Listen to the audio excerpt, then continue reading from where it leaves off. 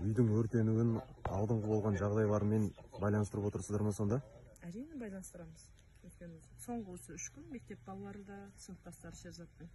Сіздің көшеңізде нөмір жоқ мәшинелер жүр деді. Одан мына кешегі өрт болмастан бір күн бұрынғы түнде көршілердің өзі осы жерге мәшине келді, нөмірі жоқ, сіздің үйлеріңізге кіріп шықты.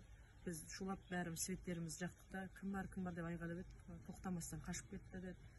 Мектеп балаларының бәрі бір ауылдың балалары болған, бір-біріміздің мәшинемізді кімнің үйінде кімнің мәшине, қандай мәшине айдайтынын білеміз ғой. Ішінде адамдар да таныс емес, біз амандасайық деген сияқты қасына барып едік, терезені жауып тоқтамай өтіп кетті деді.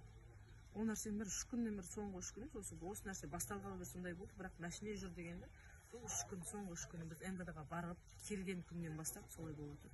Үйді күзету, қорғауға алу туралы сіздерге ештеңе айтпады ма? Қарастырып жатыр. Әлі қарастырып жатқанның арқасы мынау. МВД-ның қарастырған арқасы, Талғар әкімінің, облыс әкімінің қарастырып күшті жұмыс атқарып жатқандардың арқасы үйден айырылып қалдық уже.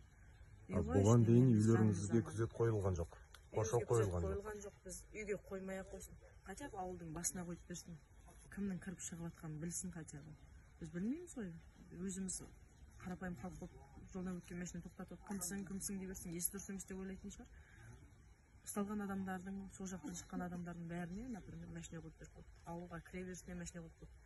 Сонда біз жан шығарып отқанда біреудің жанын алуға шамамыз жете ме? Біз мамамыздың өзін бір құлап, бір есін жиып жатқанда ойлануға болады заң өкілдеріне. Бүгіндегі бәрі топырлап түнімен жүргеннің не пайдасы, бәрі біткен кезде. Енді тек қана қалғанымыздың жанымызды алып кетугенін күтеді. Бір төбе қылып үйіп қояйын деп тұрған ниеттері бар шығар. Заң өкілі жұмыс істесе бұндай болмайды. Біздің мемлекетіміздің Қасым-Жомарт Тоқаев Кемелұлы көріп жатса, естіп жатса, заң өкілдерінің қалай жұмыс істейтінін көрсін. Ол сол кісінің қол астында өзінің басшы болып тұрып, соны жұмыс деп тапсырып жүрген жұмысшыларының істеп жатқан іс-әрекеті.